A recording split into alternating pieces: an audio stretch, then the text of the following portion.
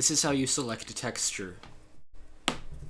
Make sure not to type in TF into the keywords field first, because it might crash. This is how you create a brush. This one is the top view. Hit Z to lock the camera in the 3D view and move it around. Hit this button to open the Face Edit Sheet modal interface. Click on part of the brush in order to select that face. This is how you create a displacement. This is how you move the parts of a displacement. Depending on the update rate of your mouse, you might have to change this value to get a similar malleability. If you simply click, it'll increment the center vertex that you're focused on by the distance in the direction which is selected up here. If you select hard edge, then every single vertex within the radius will be moved by the same amount. If you select smooth, it will do this. Smooth is seemingly independent of that. Let me undo that and do this properly. Smooth is seemingly independent of the distance factor. Let me increase the radius so that it actually catches this. I can set this to 0 and smoothing breaks. But if I set it to 1, it's basically the same as if I set it to 60. So as long as this isn't 0, then smooth will work. Hold shift and drag the brush in order to duplicate it. If you have two displacement faces selected, which are perfectly touching properly at this edge here, like at an edge like this, as you can see in the 3D view, and then you hit the sew button, then the adjacent vertices on the brush model will merge on the displacement model. You can get something pretty similar by using smooth. You can even smooth them together if they're actually on entirely different brushes that don't match up together.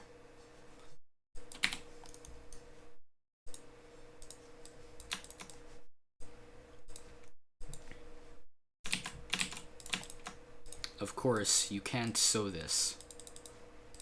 If you need to view the other faces on the displacement brush, hit this button here. This is useful if you want to make a cliff face on a ground brush that already exists.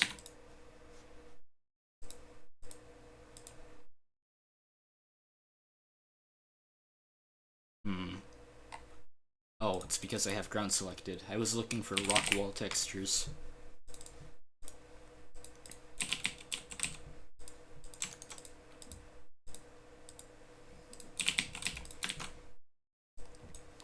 You can merge displacement faces that are to the side like this. If you scale a brush, then the vertex displacement map will also be scaled, but if you vertex edit, then it won't. You can sew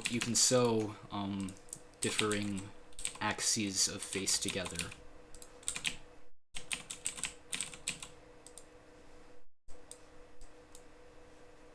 You can use auto sew to make sure that changes between different sizes of different powers of displacement sew together when you edit them instead of having to do it afterwards. With auto sew properly disabled, you can go like this. Oh, it's bugging out. As you can see, it inverted itself because it defaults to not selected. To display not selected, even if it's actually selected.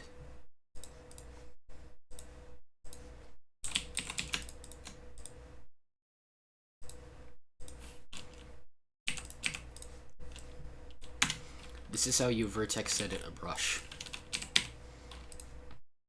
Use the arrow keys to move vertices around, or you can drag them with the mouse. Be very careful because it's possible to create invalid geometry which will break your map by using vertex editing incorrectly. If you have a brush selected, then you can make another brush with the same bounding box size on the axis that isn't in the 2D view that you're creating the brush on. You can't create a brush by drawing in 3D space. not even with the 3D drag mode selected, which is toggled by pressing X.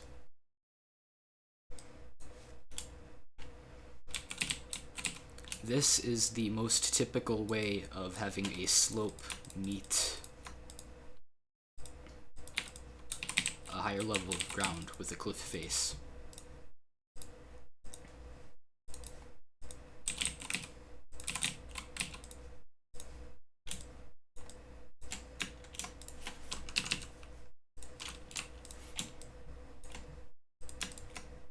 You can, technically, also do this, but it's important to make sure that these two faces have their meeting bottom vertex in the exact center of this one down here. With the face edit sheet open, you can click on a face and then alt right click on another face in order to make the texture apply to it. However, in some situations this can cause an invalid texture orientation to be applied to the other face, so be careful.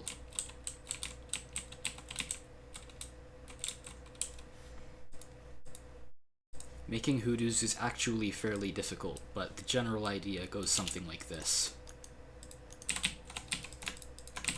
Make sure not to displacement the bottom face.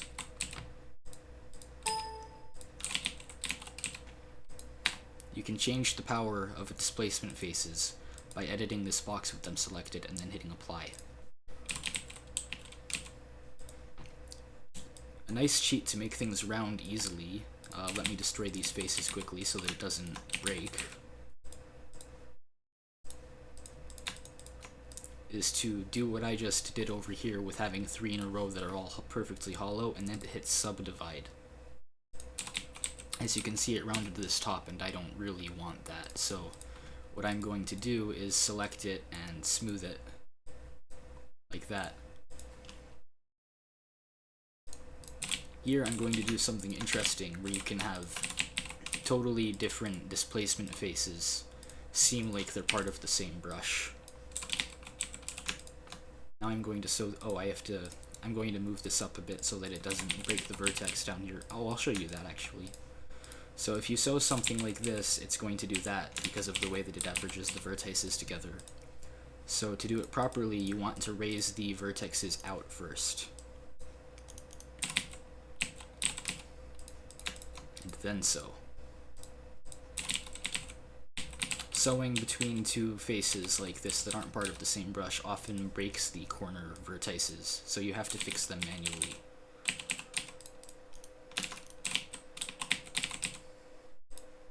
It's a bit of a pain in the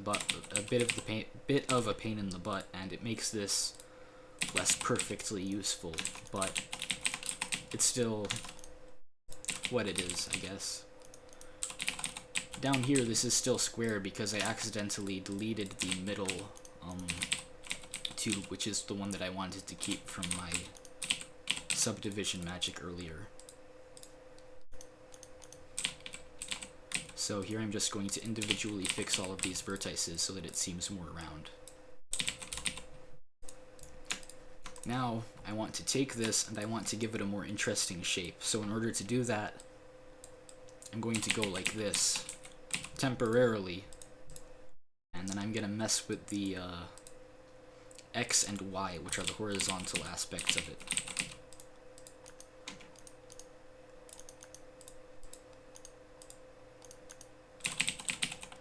Sometimes doing this can generate an invalid displacement map, so you want to be somewhat careful when you're doing this to make sure that none of the triangles totally disappear underneath other triangles or anything strange like that.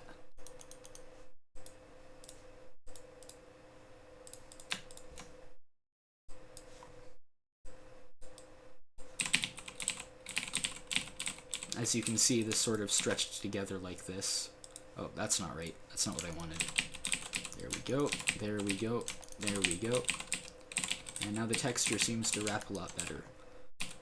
One of the reasons that I started out with a 64 by 64 thing is this cliff wall texture is some size horizontally, and the 64 plus 64 plus 64 width makes it so that it loops very well.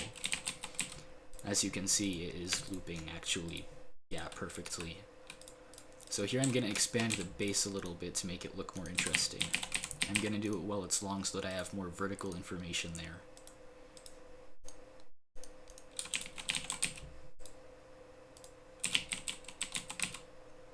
I'm going to expand this top a bit.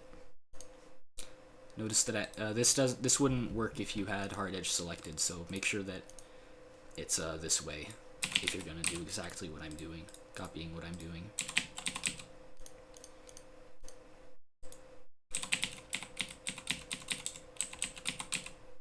You can click this button to make sure that the right faces are and aren't walkable.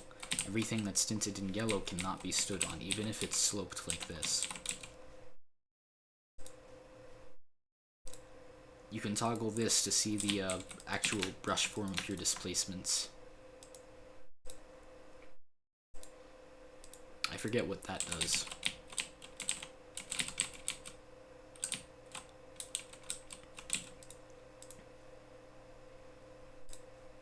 You can create openings in large walls like this.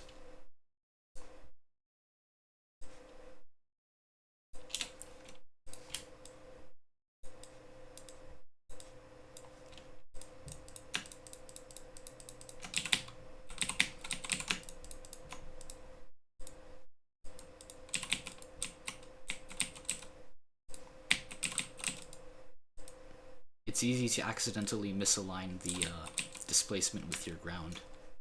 So in case you can't fix it, you can do something like this.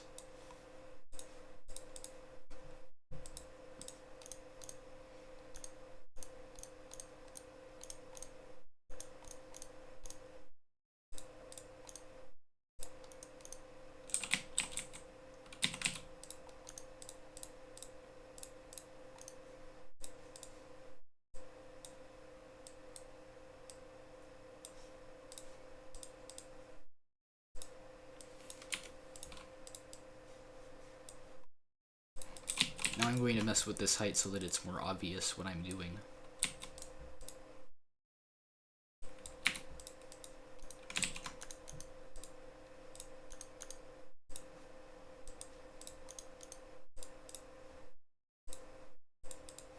These walls currently can't sew with the ground beneath them down here because none of these vertices match up.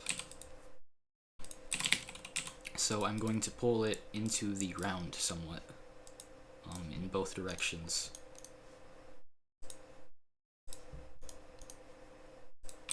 This forces them to intersect, and while it won't smooth out the lighting information baked onto the faces, it'll prevent you from seeing outside of the world.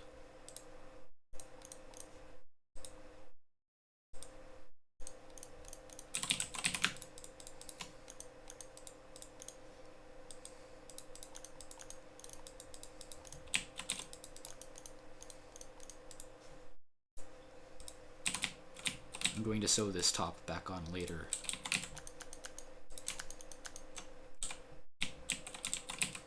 So now I'm going to go back to this and show you what I was trying to do a moment ago.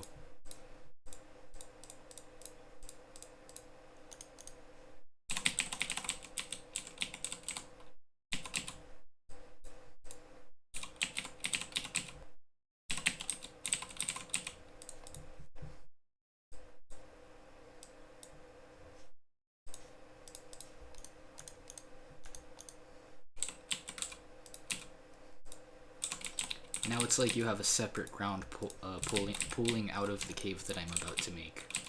If you make sure that this face is aligned to world, and then you click on this, it will make it blend in perfectly. As long as the horizontal offsets of these vertexes aren't too far out, this should work. Excuse me. So now let's say that I finally want to just get the cave ground itself working. I can go something like this to make the ground match up with itself. And then if I go like this, this should all sew together properly. Nice. I'm going to select just these ground pieces so that I can smooth out those bumps.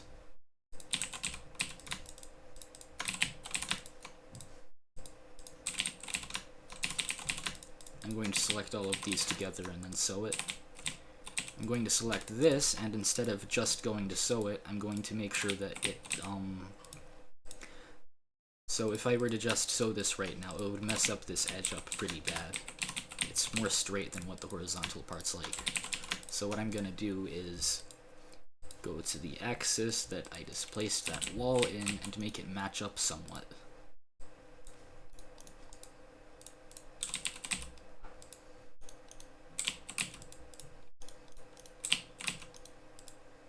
Now there's going to be less of a change when I go to sew this edge together.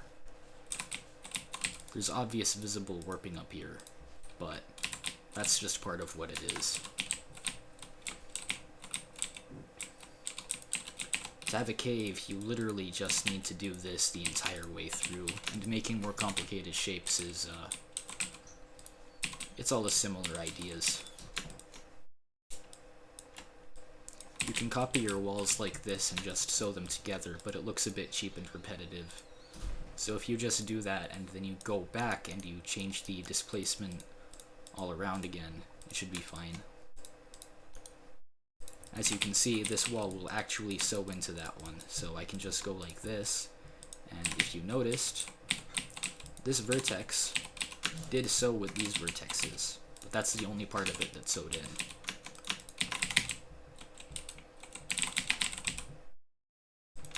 I'm going to sew this all back together. I'm going to make this a bit more interesting by stabbing at it. I'm going to select just these ground pieces and then smooth them together, like this. Oh, that's not what I wanted. I need the z-axis. This prevents the perfect angular look from getting through.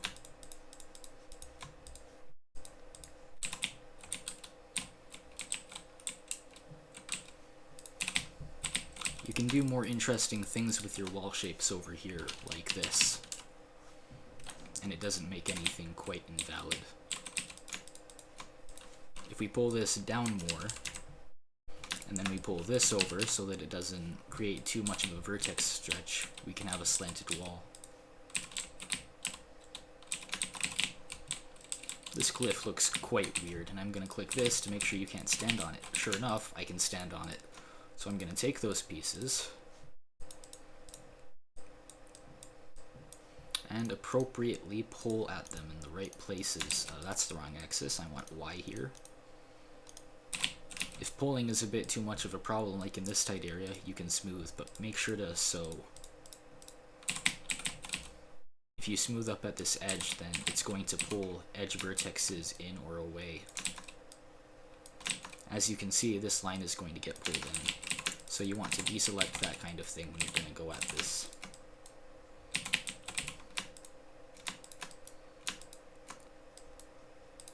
Up here, I can stand on this, and that's not good because this would be a fucking pain in the ass to clip.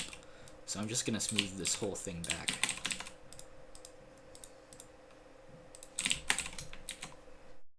If your level is built in a consistent way, then you can select everything and sew it together and there will be no gaps.